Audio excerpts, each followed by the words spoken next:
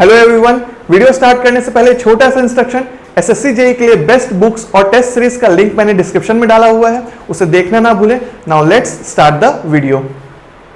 तो आज हम पढ़ेंगे नॉर्टन्स थ्योरम के बारे में, राइट। तो नॉर्टन्स थ्योरम क्या स्टेट करता है? According to Norton's theorem a linear, क्या बोला मैंने? लीनियर, ठीक है। एक तो लीनियर होना चाहिए, बायलैटरल, एक्टिव, यूनिलैटरल ये और बायलैटरल दो टाइप के होते हैं, एक्टिव पैसिव, ये भी हमने बता चुका हूं आपको। RLC network which contains one और मोर इंडिपेंडेंट और डिपेंडेंट वोल्टेज और and current sources can be replaced by a single current source IN in parallel with an impedance RN। Impedance की जगह मैं इसको रेजिस्टेंस ले लेता हूं।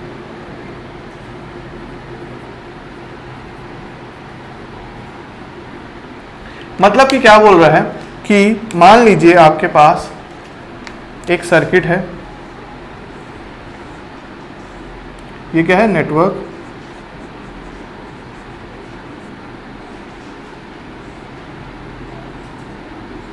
और ये आउटपुट टर्मिनल, ठीक है। अब ये नेटवर्क कैसा होना चाहिए? Linear, bilateral, active RLC network होना चाहिए, जिसमें एक या एक से ज्यादा इंडिपेंडेंट या डिपेंडेंट वोल्टेज और करंट सोर्सेस हो सकते हैं, ठीक है। तो उस सर्किट को मैं सिंप्लीफाई करके एक इक्विवेलेंट सर्किट में कन्वर्ट कर सकता हूं, ठीक है, जो कि किसके कैसा दिखेगा? जो कि रहेगा हमारा एक करंट सोर्स जिसकी वैल्यू क्या होगी? IN, और उसके पैरेलल में एक रेसिस्टेंस जिसकी वैल्यू RN, और एक आउटपुट टर्मिनल जिसके अक्रॉस लोड हमारा कनेक्ट हो सकता है, ठीक है, राइट।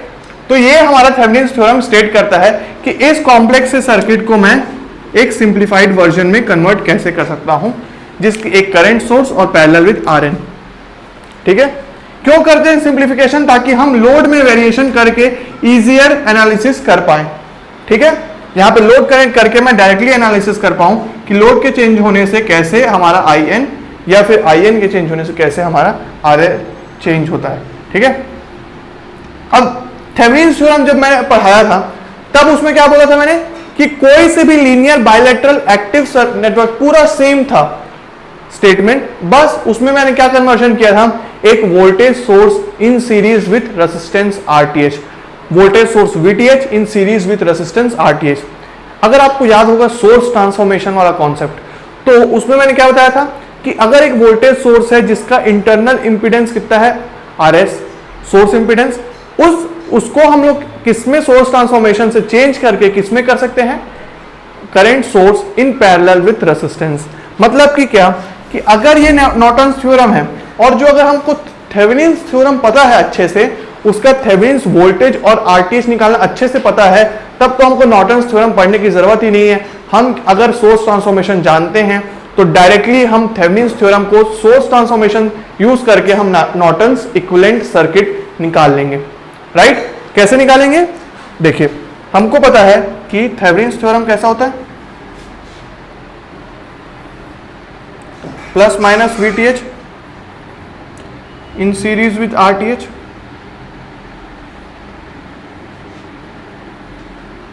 राइट। और ये क्या था हम लोग का टर्मिनल? आउटपुट टर्मिनल A और B। अब मैं क्या बोल रहा हूं कि इसको सोर्स ट्रांसफॉर्मेशन करने वाला हूं मैं, सोर्स ट्रांसफॉर्मेशन।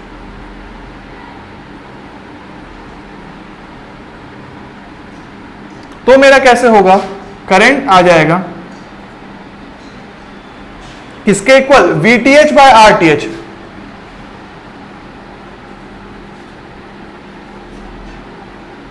उसके पैरेलल में एक resistance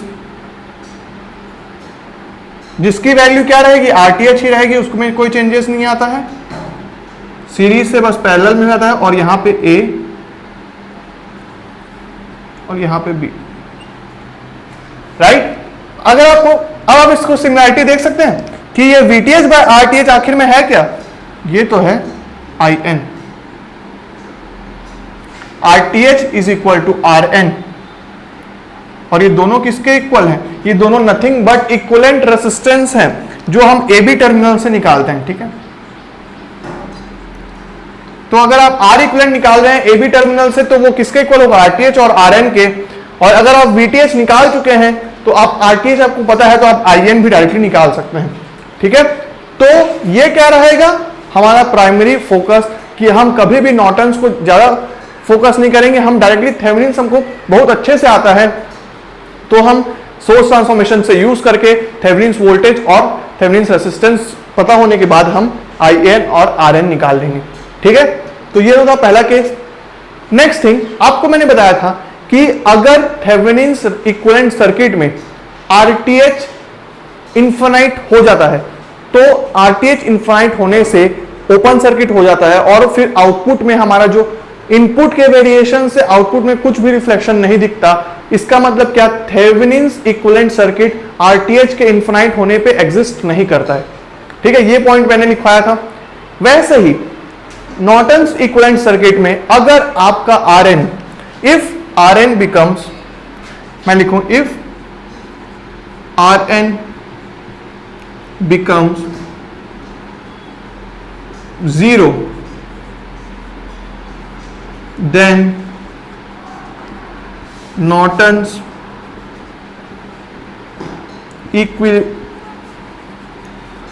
equivalent circuit does not exist.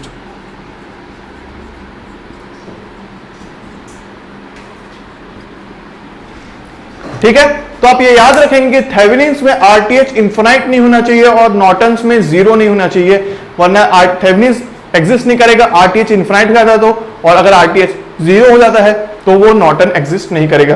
क्यों भाई? क्योंकि अगर ये 0 हो गया तो ये क्या हो जाएगा? शॉर्ट सर्किट हो जाएगा। यहाँ पे तो शॉर्ट सर्किट हो जाएगा तो IN तो पूरा यहीं से फ्लो हो जाएगा ना, यहीं से फ्लो हो जाएगा मेरा IN। तो आउटपुट में तो भाई वेरिएशन से मेरे को इनपुट का वेरिएशन करने से या आउटपुट के वेरिएशन करने से कोई लिंक बैठेगा ही नहीं, सारा तो इसी से आ जा रहा है। इसलिए RN हमारा 0 नहीं होना चाहिए, ठीक है, वरना सिंप्लीफिकेशन का कोई मतलब ही नहीं रह जाएगा। नेक्स्ट, जैसे कि मैंने थेवेनिन्स इक्विवेलेंट सर्किट निकालने के लिए स्टेप्स बताए थे, वैसे ही नॉर्टन्स के कुछ स्टेप हैं। नॉर्टन इक्विवेलेंट सर्किट के पहला फोकस क्या रहेगा? आपको मुझे कोई एक्स्ट्रा स्टेप याद नहीं करना है, मुझे थेवेनिन्स निकालना बहुत अच्छे से पता है। मैंने सारे न्यूमेरिकल्स को सॉल्व किया थेवेनिन्स यूज करके, तो मैं क्या करूंगा? बस सोर्स ट्रांसफॉर्मेशन लगाऊंगा और नॉर्टन इक्विवेलेंट निकाल लूंगा कभी भी मुझसे पूछा है तो।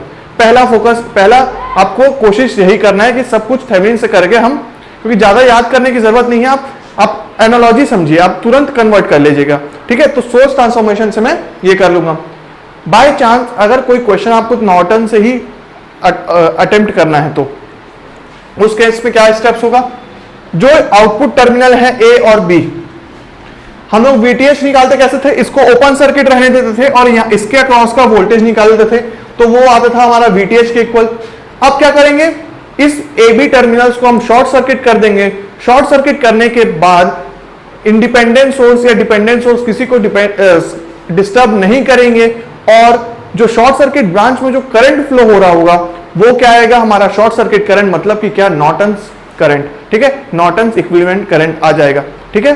तो थेवेनिन्स इक्विवेलेंट में हम ओपन सर्किट रह के वोल्टेज निकालते थे उसके अक्रॉस AB के। अब क्या करेंगे? जहां पे हम लोग को टर्मिनल के अक्रॉस नॉर्टन इक्विवेलेंट करंट निकालना है उसको शॉर्ट सर्किट करेंगे। पहले याद रहे, शॉर्ट सर्किट करेंगे, उसके बाद उसके अक्रॉस जो शॉर्ट सर्किट करंट कितना फ्लो हो रहा है वो हमारा नॉर्टन इक्विवेलेंट करंट होगा। ये हो गया पहला स्टेप।